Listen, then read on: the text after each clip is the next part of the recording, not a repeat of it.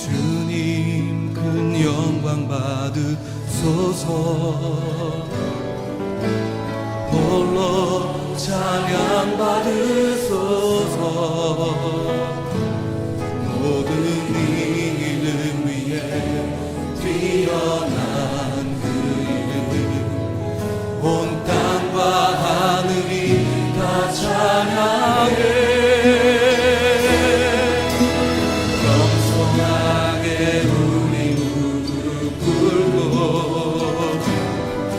주 이름 앞에 영광 돌리네. 모두 절하세 독생자 예수 주님께 찬양드리리. 하나님의 말씀 보겠습니다. 우리에게 주시는 하나님의 말씀, 신약 로마서 1장 1절부터 17절 말씀입니다.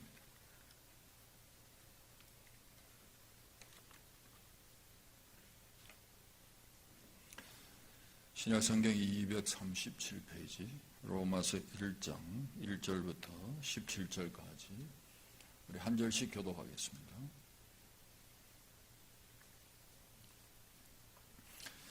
예수 그리스도의 종 바울은 사도로 부르심을 받아 하나님의 복음을 위하여 택정함을 입었으니 이 복음은 하나님의 선지자들을 통하여 그의 아들에 관하여 성경에 미리 약속하신 것이라.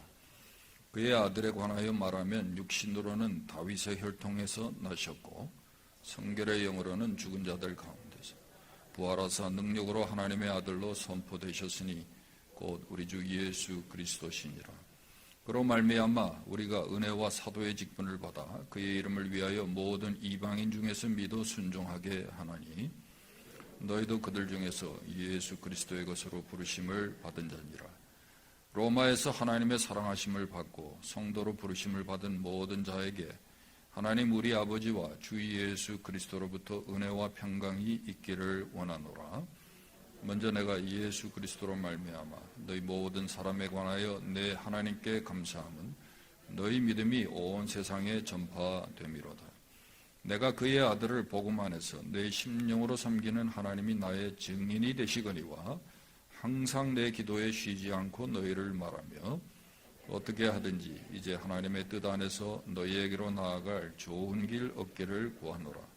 내가 너희 보기를 간절히 원하는 것은 어떤 신령한 은사를 너희에게 나누어 주며 너희를 견고하게 하려 함이니 이는 곧 내가 너희 가운데서 너희와 나의 믿음으로 말미암아 피차 안위함을 얻으려 함이라. 형제들아, 내가 여러 번 너희에게 가고자 한 것을 너희가 모르기를 원하지 아니하노니 이는 너희 중에서도 다른 이방인 중에서와 같이 열매를 맺게 하려 함이로되 지금까지 길이 막혔도다.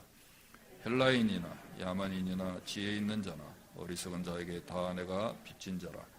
그러므로 나는 할 수 있는 대로 로마에 있는 너희에게도 복음 전하기를 원하노라. 내가 복음을 부끄러워하지 아니하노니 이 복음은 모든 믿는 자에게 구원을 주시는 하나님의 능력이 됨이라. 먼저는 유대인에게요 그리고 헬라인에게로다. 같이요. 복음에는 하나님의 의가 나타나서 믿음으로 믿음에 이르게 하나니 기록된 바 오직 의인은 믿음으로 말미암아 살리라 함과 같으니라.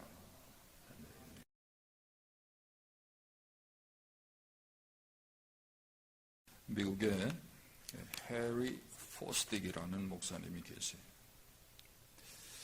근데 이분이 이런 말을 했습니다. 기독교인 같지만 기독교인이 아닌 기독교인들이 있다. 색깔만 기독교인인 그런 기독교인이 있다는 거예요. 어떤 기독교인인가? 첫 번째는 신미적인 기독교인이라는 거예요. 무슨 말이죠? 신미적인 기독교인. 그저 예배를 통해서 기도를 통해서 마음의 평안을 맛보고 또 성경 말씀과 이 좋은 설교를 통해서 위로를 받고 또 봉사를 통해서 스스로 흐뭇한 감정에 젖어드는 것을 좋아하는, 그래서 교회에 나오는 그런 교인이라는 거예요. 또 하나는 윤리적인 기독교인이 있다는 거예요. 이들은 예배와 설교, 하나님의 말씀을 통해서 자신의 도덕적인 책임을 절감하는, 내가 이렇게 살아야 되는데, 나도 이런 일을 좀 하면서 살아야 되는데, 이런 식으로 그저 도덕적 책임만을 절감하는 그런 교인이라는 거예요.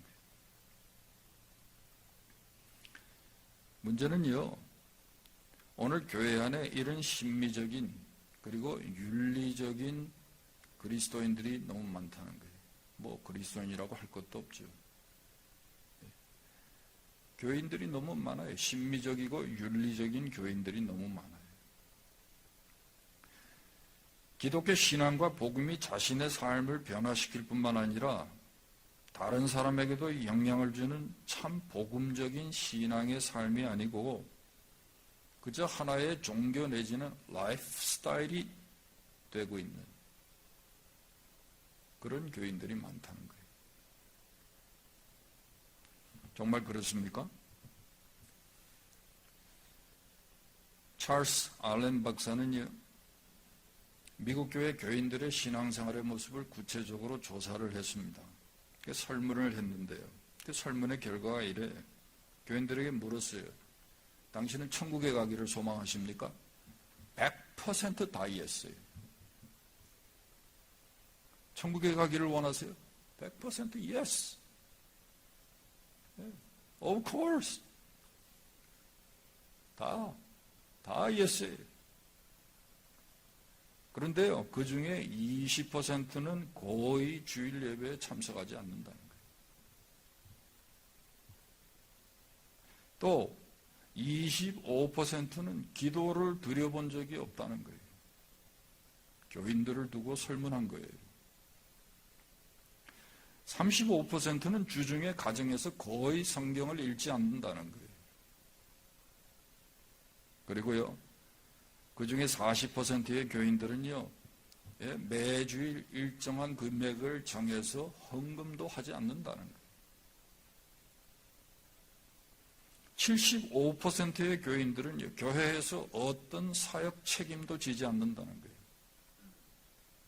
이건 한국 교회에 보면요, 대개 교회의 재직들이 한 25% 되죠. 교회 일 그 사람들만 하는 거예요. 미국 교회도 그렇고 한국 교회도 그렇고.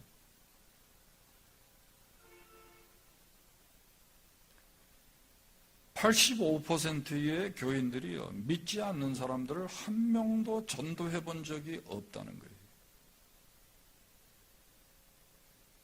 그러니 색깔과 무늬는 기독교인이라고 하는데 정말 이분들이 기독교인인지 그리스도인인지 사실은 분간하기 어려운 거죠. 초대교회 성도들과 같이 복음의 사명에 사로잡힌 삶의 모습, 생각과 삶 전체가 그리스도께 드려진 정말 그리스도 중심적인 삶의 모습, 고난과 온갖 고난 중에도요, 기쁨과 생동감이 넘치는 이런 삶의 모습을요, 오늘 이러한 기독교인들 중에서 우리가 찾아보기 힘들다는 거예요.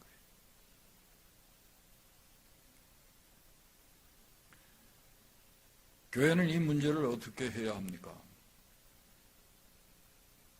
어떻게 해야 그리스도인들이, 교인들이요, 참 기독교인적인 신앙의 삶, 복음적인 삶을 살 수 있을까요? 저는 최우선적으로 무엇보다도 한 가지가 중요해요. 그게 뭐냐면, 정말 우리가 참 신앙의 삶, 복음적인 삶을 살기 위해서는요, 우리의 존재의 의미가 사명에 있다는 사실을 깨달아야 돼요. 우리의 존재의 의미가 사명에 있다는 사실을 알아야 여러분, 정말 그리스도인답게 사는 거예요. 참 신앙의 삶, 복음적인 삶을 그래야 우리가 살 수 있는 거예요. 바울은요, 다메섹 도상에서 예수 그리스도를 만난 그때부터 마지막 순간까지 정말 참 신자로서 복음적인 삶을 살 수밖에 없었던 이유가 있어요. 그건 다른 게 아니라 자기 자신의 존재의 의미가 사명에 있다는 것을 깨달았기 때문이. 오늘 우리가 읽은 본문에서 우리는 이런 바울의 모습을 잘 엿볼 수가 있습니다. 여러분 1절에 보세요. 거기 보면요, 바울이 이렇게 얘기를 합니다. 예수 그리스도의 종 바울은 사도로 부르심을 받아 하나님의 복음을 위하여 택정함을 입었으니, 택정함을 받았나니. 로마인들은요, 자신의 로마의 시민됨을 자랑했어요. 그런데 바울은 로마의 시민이지만 자기는요, 그리스도의 노예고 종이라고 자신을 속여요. 그리고 자기 자신은 날 때부터 복음을 위하여 선택함을 받았고, 그래서 복음을 위하여 사는 존재라고 그렇게 말하고 있는 거예요. 14절에 보세요. 바울은 또 이렇게 얘기합니다. 헬라인이나 야만인이나 지혜 있는 자나 어리석은 자에게 다 내가 빚졌다. 빚을 졌다는 말 무슨 말입니까? 강한 의무감을 가진다는 말이죠. 예? 이건 duty가 아니고 obligation이죠. 하지 않으면 안 되는, 꼭 해야 하는 그런 심정이라는 거예요. 빚을 갚지 못하면 마음에 평안이 없는 것처럼 바울은요, 복음을 듣지 못한 사람들에게 대한 이 부담감 때문에 자신의 이 마음에 평안이 없다는 거예요. 그들에게 복음을 전하지 못하면 편치 않다는 거예요. 그래서 전도할 수밖에 없고, 그래서 당연히 복음 전도자로 살아가야 한다고 그렇게 말하고 있는 것이죠. 15절 16절에 보세요. 그러므로 나는 할 수 있는 대로 로마에 있는 너에게도 복음 전하기를 원하노라. 내가 복음을 부끄러워하지 아니하노니 이 복음은 모든 믿는 자에게 구원을 주시는 하나님의 능력이 됩니다. 복음을 부끄러워하지 않는다는 이 강한 부정은요, 이건 긍정이죠. 무슨 말이에요? 내가 부끄러워하지 않는다. 나는 정말 복음이 자랑스럽다는 얘기죠. 예수가 자랑스럽다는 말입니다. 그래서 8절부터 13절에 쭉 읽어보시면요, 바울이 이런 표현을 해요. 어떻게 하든지 내가 너희에게 나아가기를 원한다. 여러 번 너희에게 내가 가고자 시도했다. 그런 말을 하는 거예요. 얼마나 바울이 로마 교회에 복음 전하기를 원했는지, 얼마나 그의 생각과 관심이 복음 전도에 붙들려 있었는지 우리는 여기서 잘 알 수가 있어요. 정말 바울에게 있어서 복음 증거는 사명이었어요.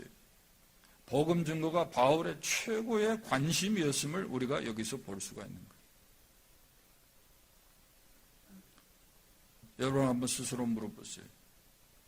내 삶의 사명과 최고의 관심은 무엇인가? 여러분의 삶의 사명과 최고의 관심이 무엇입니까? 정말 삶의 의미를 부여하고 인생의 마지막까지 계속해서 동기를 부여하는 일이 무엇인가? 한번 여러분 자문하시기를 바랍니다. 여러분, 그게 돈일 수도 있고요, 명예일 수도 있고, 아니면 어떤 사람은요, 정말 일일 수도 있고요, 아니면 자식일 수도 있어요. 그런데 여러분, 우리가 기억할 거는요, 정말 내가 최우선적으로 가지는 관심은요, 아무리 숨기려고 해도 숨길 수 없다는 거예요. 그것은요, 무의식 상태에서도 나도 모르게 튀어나오게 돼 있어요.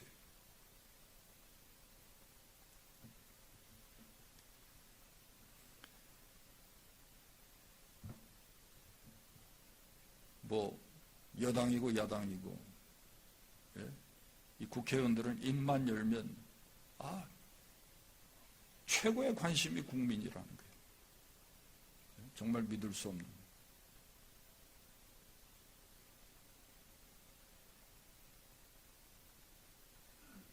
취임하지 얼마 안 된 윤 대통령의 최고의 관심사가 뭡니까? 그랬더니 이분은 장바구니 물가라 그랬대요. 국회의원들은 다 그런가 봐요. 정치하는 사람들은. 바이든도 그랬다는데 각하 최고의 관심이 무엇입니까? 인플레이션입니다. 여러분의 관심은 뭡니까? 어제 아침에 백영식 선교사님 탄자니아에서 사역하시다가 딸 때문에 지금 미국에 잠깐 방문했는데 제가 몇 번 여러분에게 소개했지만 이분은 남편 김윤식 선교사님하고 떨어져서 살아요. 부부가. 한 분은 탄자니아, 한 분은 케냐에서 살아요. 그래서 초등학교 때는 딸을 엄마가 키우고 중학교 때부터는 아버지가 케냐에서 키워요. 왜? 선교사 학교, 영어하는 학교 보내야 되니까. 이게 엄마에 대해서 이 아이가 굉장히 아쉬움이 많죠. 엄마가 정말 내 엄마인가? 그런 정도로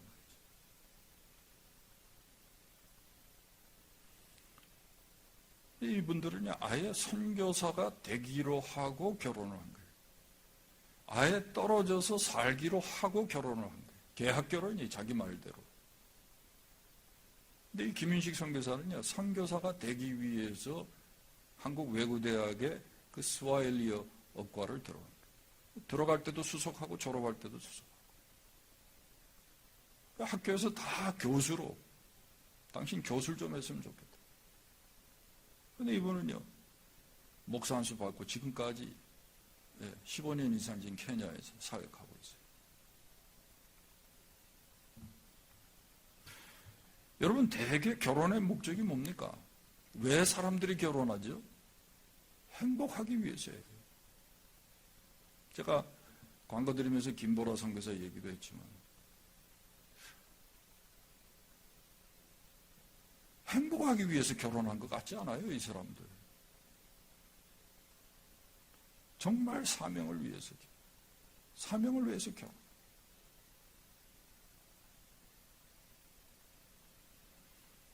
정말 그들의 최고의 관심은 다른 게 아니라 복음 전하는 거예요. 복음 전하는 거예요.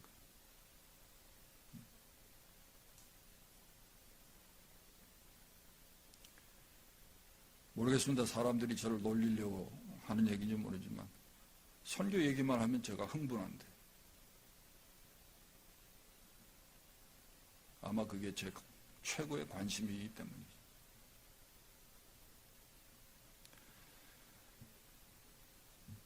여러분, 우리 그리스도인들의 관심과 교회의 관심이 무엇이 되어야 합니까? 저는요, 가장 귀한, 천하보다도 귀한 영원 구원에 여러분 교회에 관심이 있어야 하고요. 우리들의 관심이 거기에 있어야 된다고 생각합니다. 정말 우리가 복음의 가치를 알고 그 능력을 경험했다면 정말 바울이 15절에 말하는 대로요. 한 영혼이라도 더 그들에게 복음을 전하고 그들을 그리스도께로 인도하는 일이 우리의 관심과 소원이 되어야 돼요.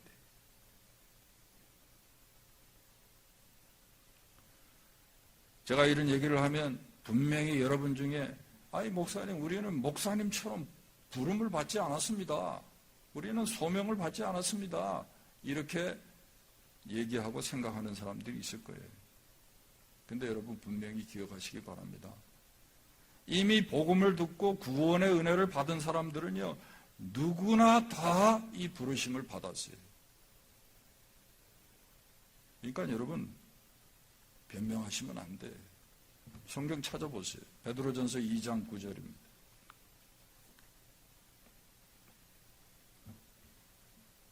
(379페이지) 베드로전서 2장 9절.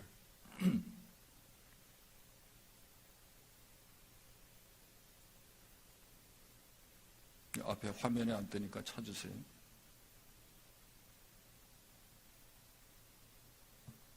자, 2장 9절 같이 읽습니다. 그러나 너희는 택하신 족속이요 왕같은 제사장들이요 거룩한 나라요 그의 소유가 된 백성이니 이는 너희를 어두운 데서 불러내어 그의 기이한 빛에 들어가게 하신 이에 아름다운 덕을 선포하게 하려 하심이라. 여기 분명히 보세요. 어떻게 했어요? 우리를 어두운 데서 불러내다. 이게 콜링 아닙니까? 이게 부르심 아닙니까? 왜 불러냈어요? 그의 기이한 빛에 들어가게 하신 이에 아름다운 덕을 선포하게 하려 합니다. 이 아름다운 덕이 뭐죠? 이게 복음이죠. 뭐예요? 이게 복음이죠.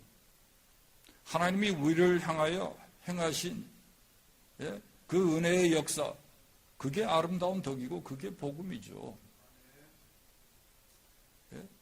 왜 우리를 불렀어요? 이 일을 위해서 불렀어요. 하나님이 우리를 구원하신 이유가 다른 게 아니에요.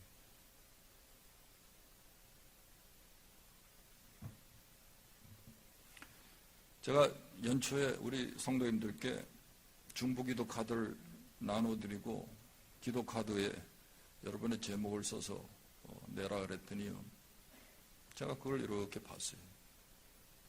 많이 쓰셨어요. 직장 문제도 쓰고 건강 문제도 쓰고. 근데 가장 많은 기도의 제목이 뭔지 아세요? 가장 많은 기도의 제목이 뭔지 아세요?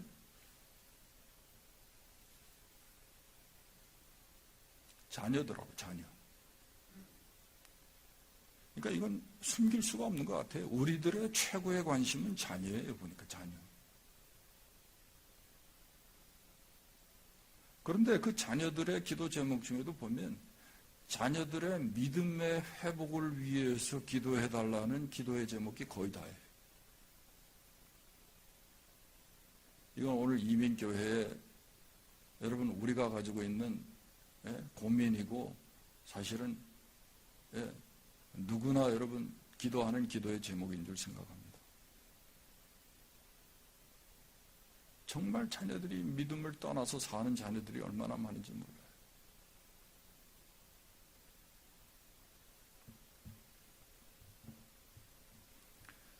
요한 3서 4절에 이런 말씀이 있죠. 내가 내 자녀들이 진리 안에서 행한다 함을 듣는 것보다 더 기쁜 일이 없도다. 그렇습니다, 여러분. 정말 우리가 복음의 가치와 능력을 안다면 누구보다도 내 자녀의 영혼 구원이 최고의, 아니 최우선 관심이 될 수밖에 없죠. 그렇지 않습니까? 자녀의 결혼 문제를 위해서 목사님 기도해 주세요. 그런 분도 있지만, 여러분, 자녀의 믿음의 회복, 자녀의 영혼 구원보다 더 중요한 일이 어디 있을까요?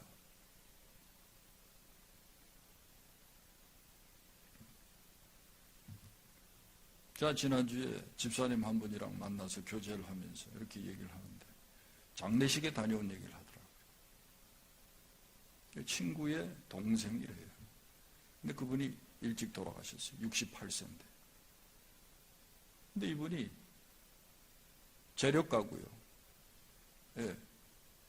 그런데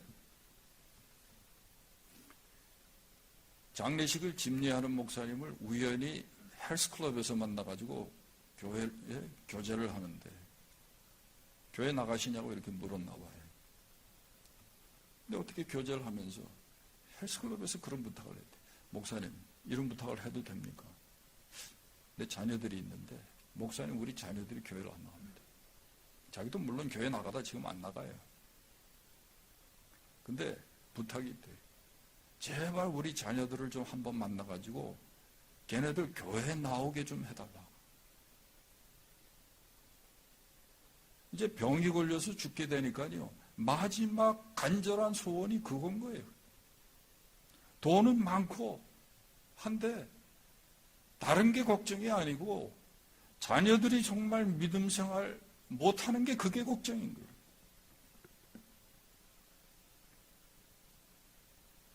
참 괜찮은 목사님이에요. 그 자녀들을 만나가지고 복음을 전하고 그래서 그분들이 다시 그 목사님 교회에 나오기 시작했대요. 그리고 그 장례식을 그분이 돌아가셔서 이 목사님이 집례하셨다. 마지막에 자녀들이 다시 교회 나가게 된 것을 너무 감사하면서 그러고 가셨다는 거예요. 운동하러 다닐 일이 있으면 자기도 교회 나갔으면 얼마나 좋아요. 그것까지만 했으면 110점인데.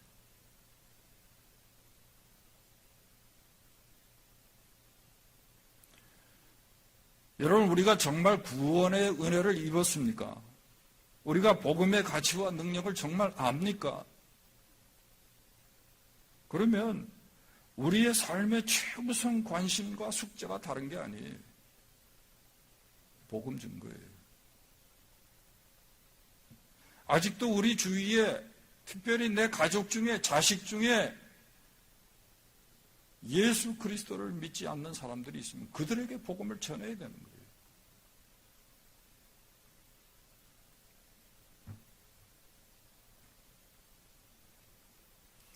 여러분, 이게 참 쉬운 게 아닙니다, 여러분. 참 쉬운 게 아니에요. 그런데 이걸 누구에게 미룰 수 있는 일이 아니에요.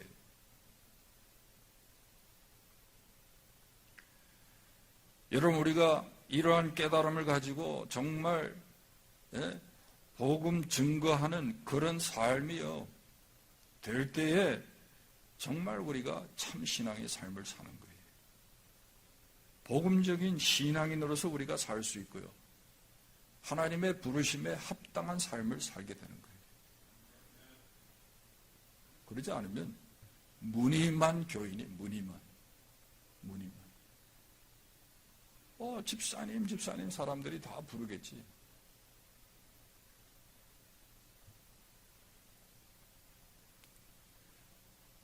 여러분, 집사가 된다고 해가지고 권사가 되고 장로가 된다고 해가지고 여러분 교인이 아니라 복음적인 삶을 살아야 돼요.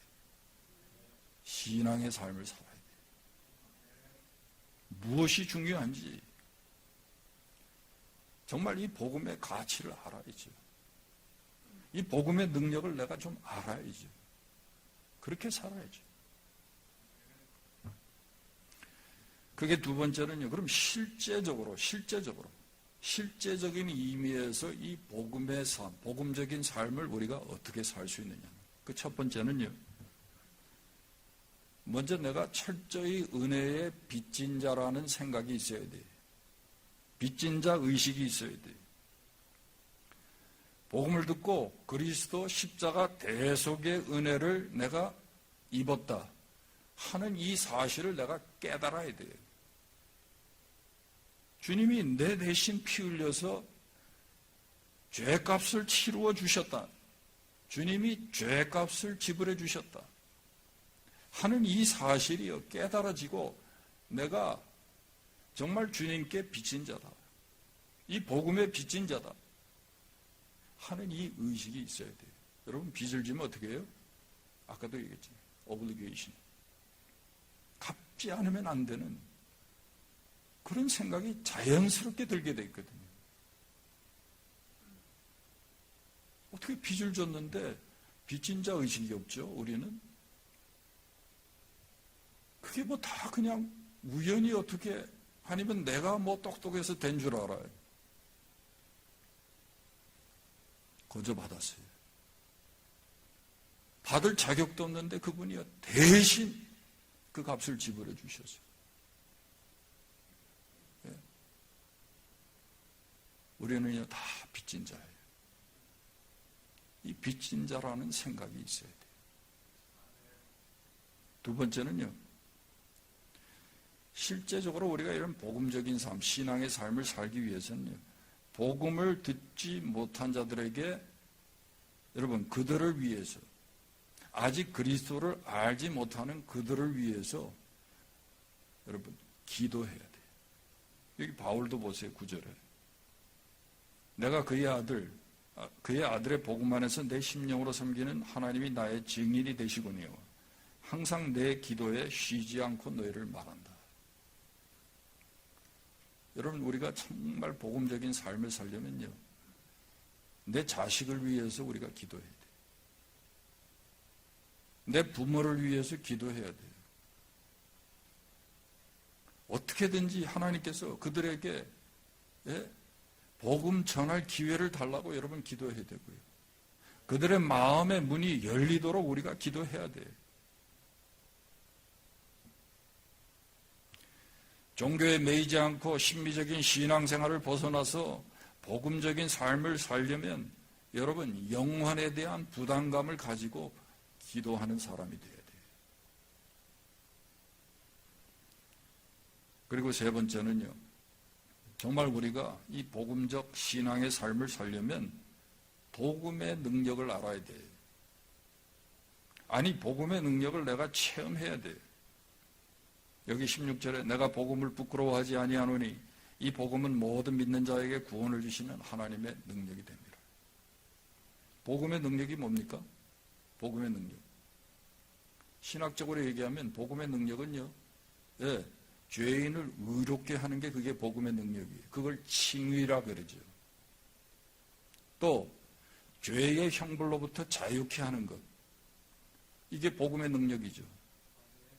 지옥 형벌 받아 우리가 완전히 멸망할 수밖에 없었는데 그 형벌로부터 자유하는 것. 그게 복음의 능력이에요. 쇠사슬을 끊어요. 마귀의 저주로부터 복음이요. 그 저주의 사슬을 끊어요. 그게 복음의 능력이에요. 그런데 실제 우리의 삶 속에서요. 현실적인 의미에서 이 복음의 능력을 얘기할 때 두 가지를 얘기할 수 있다고 저는 생각합니다. 그 첫 번째가 뭐냐면 새로운 시각을 갖게 해요. perspective. 새로운 시각. 골로새서 3장 11절에 보면 바울이 이런 얘기를 합니다. 거기에는 헬라인이나 유대인이나 할레파나 무할레파나 야인이나 스구디아인이나 종이나 자유인이 차별이 있을 수 없나니 오직 그리스도는 만유시요 만유 안에 계시느니라. 이 히브리인들은요 선민의식을 가지고 살기 때문에 이방인들은 다 개, 돼지 취급을 했어요. 누구보다도 차별하고 편견이 많은 민족이 히브리인들이에요. 근데 바울이 이 히브리적 선민 사상에서 벗어나게 됐다는 거예요.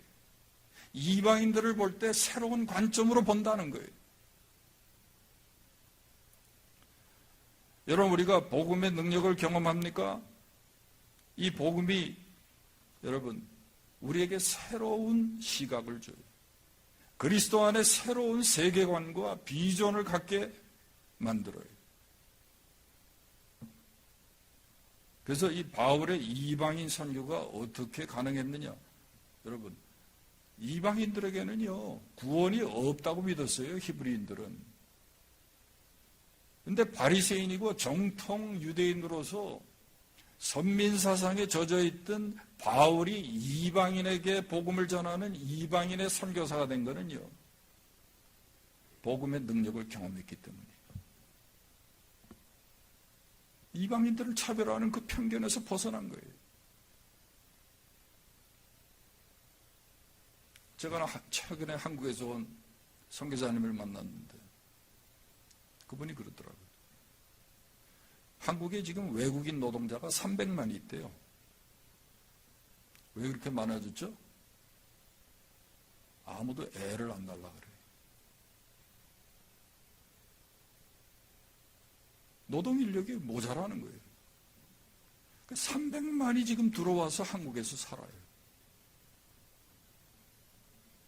근데 문제가 뭐냐면 그렇게 그 사람들이 와가지고 한국에서 일하고 한국의 경제를 그들이 지금 지탱해 나가는데 이 외국인에 대한 이 편견과 차별이 너무 심하다는 거예요. 이게 어떻게 안 된대요, 한국은.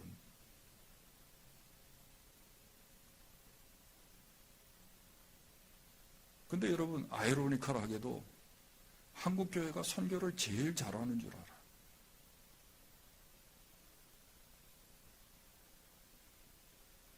한국 교회가 무슨 특별하게 무슨 선교에 무슨 은사를 받은 나라인 것처럼 다들 그렇게 생각해요.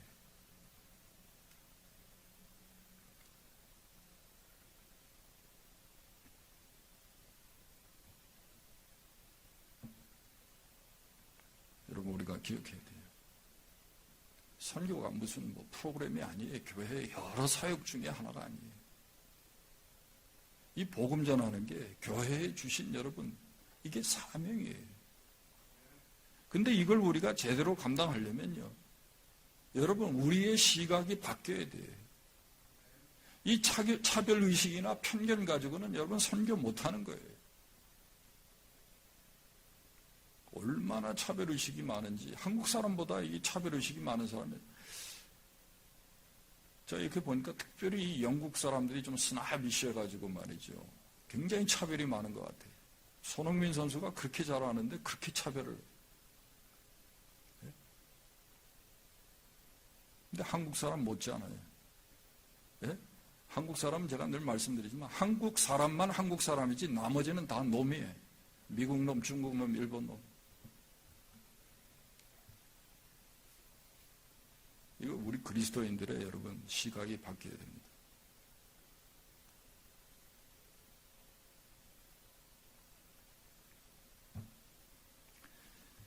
새로운 시각이 주어지게 돼요. 이게 여러분 복음의 능력이에요.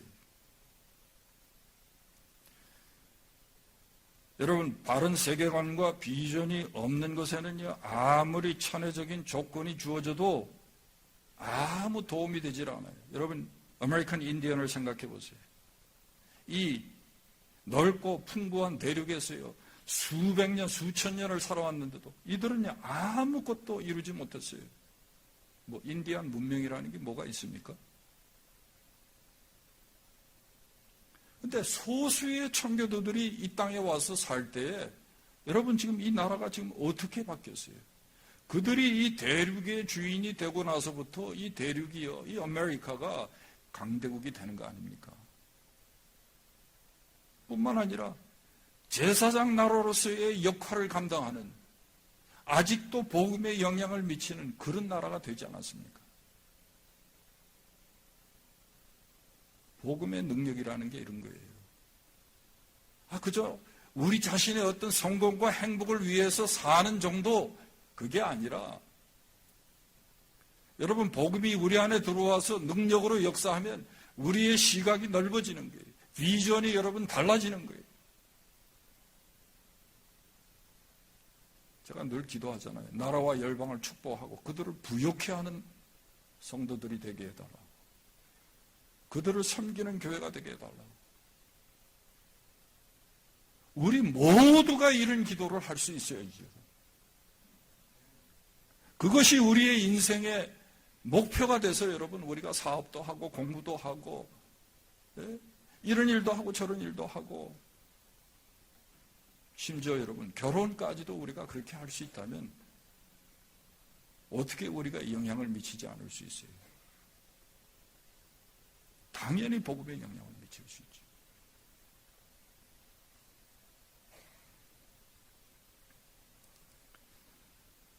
복음은요, 우리의 삶에 엄청난 차이를 만들어요.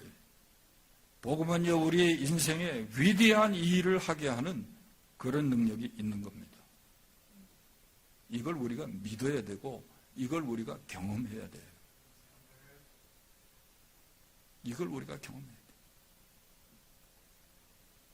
두 번째 실제적인 의미에서 복음의 능력은요, 저는 인생의 모든 이 어려움을 이겨내게 하는 능력이 복음 안에 있다고 믿어요. 빌립보서 4장 11절에서 13절에 보면 바울이 이런 고백을 합니다. 내가 궁핍함으로 말하는 것이 아니라 어떠한 형편에든지 자족하기를 배웠나니 나는 비천에 처할 줄도 알고 풍부에 처할 줄도 알아 모든 일, 곧 배부름과 배고픔과 풍부와 궁핍에도 처할 줄 아는 일체의 비결을 배웠노라. 내게 능력 주시는 자 안에서 내가 모든 것을 할 수 있느니라. 문제를 해결할 수 있는 능력을 말하는 게 아닙니다. 상황과 조건이 어쨌든지 어떤 어려움이 있든지 이 고난의 상황 속에서도 내게 주신 그 사명을 끝까지 완수할 수 있는 삶을 살 수 있도록 만드는 게 복음이에요. 바울은 그렇게 사는 거예요. 바울의 발목을 잡는 일들이 얼마나 많습니까? 방해하는 사람들이 얼마나 많습니까? 핍박이 얼마나 많습니까? 그런데도요, 바울이 절망하지 않아요.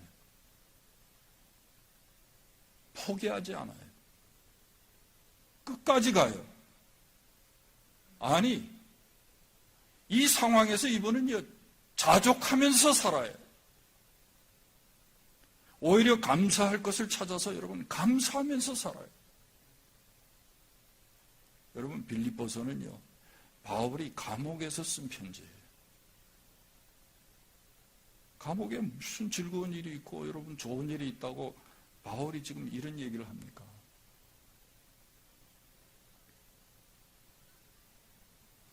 옛날에 감옥이라는 게 무슨 국립 호텔이 아니잖아요. 가장 열악한 그런 상황 아닙니까?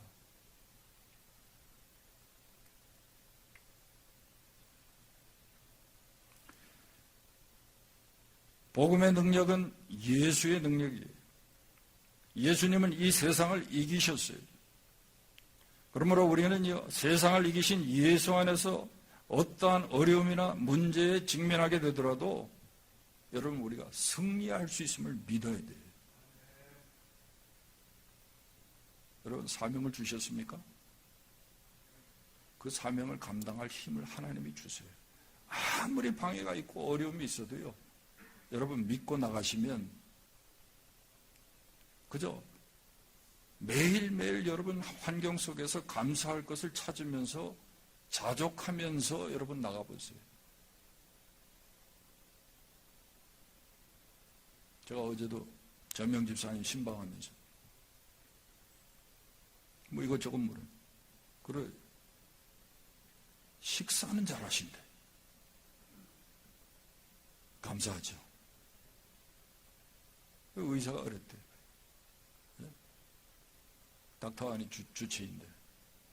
아니, 다 힘들고 아프고 그래도, 아니, 한두 가지는 좋은 게 있어야 되는 거 아니냐고. 그랬대요. 식사는 너무 소화는 너무 잘 되니까. 그래서 제가 그랬지. 그렇지 않냐고. 예. 아무리 모든 것이 다 형편이 어렵고 힘들고 안 돼도 잘 되는 거 있지 않냐고. 예? 집사님, 그 잘 되는 걸로 감사하시고, 예? 그걸로 승리하시라고. 그걸로 절망하지 마시고 이겨내시라고. 예? 그렇게 이기는 거지. 여러분 삶의 문제가 그냥 다 해결이 되고 내가 원하는 대로 다 되고 그게 승리가 아니에요, 우리는. 여러분. 그런 상황 속에서도 여러분 잘 되는 그거 붙들고 내가 해야 할 일을 하는 거예요. 해내는 거예요. 그게 승리예요. 그래서 여러분 완벽한 환경과 여러분 조건을 찾아가지고 내가 주의 일 하겠다. 죽을 때까지 못합니다. 그 사람은 영원한 패배자로 살아가는 거예요. 실패자로 살아가는 거예요.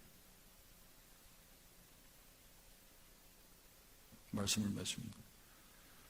저와 여러분의 신앙의 삶은 어떻습니까? 정말 복음의 가치와 능력을 알고 우리가 살고 있습니까?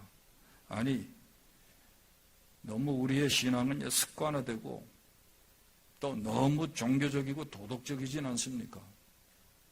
그래서 신앙생활을 한다고 하는데 너무 무기력하지 않습니까? 한번 돌아볼 수 있길 바랍니다. 정말 우리가 그리스도의 구원의 은혜를 받은 자라면 여러분 참 복음적인 삶을 소원하실 수 있기를 바랍니다.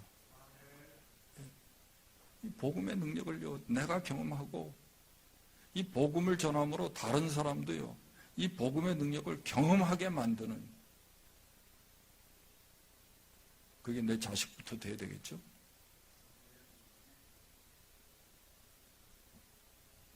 그렇게 살 수 있기를 주님의 이름으로 축원합니다.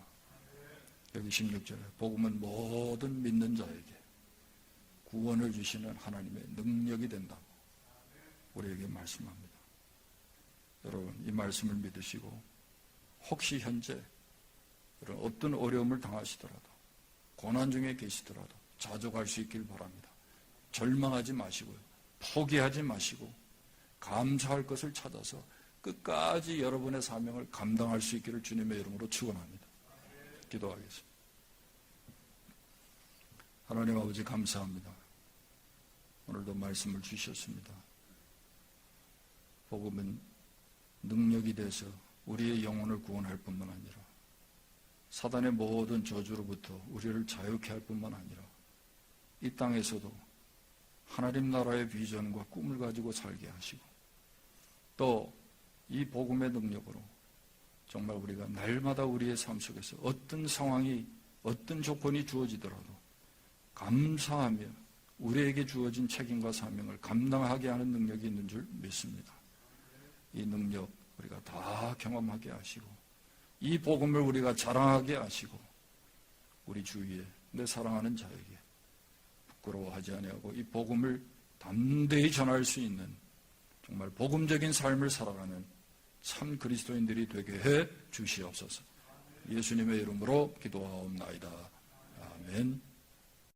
내가 복음을 부끄러워하지 아니하노니 이 복음은 모든 믿는 자에게 구원을 주시는 하나님의 능력이 됨이라.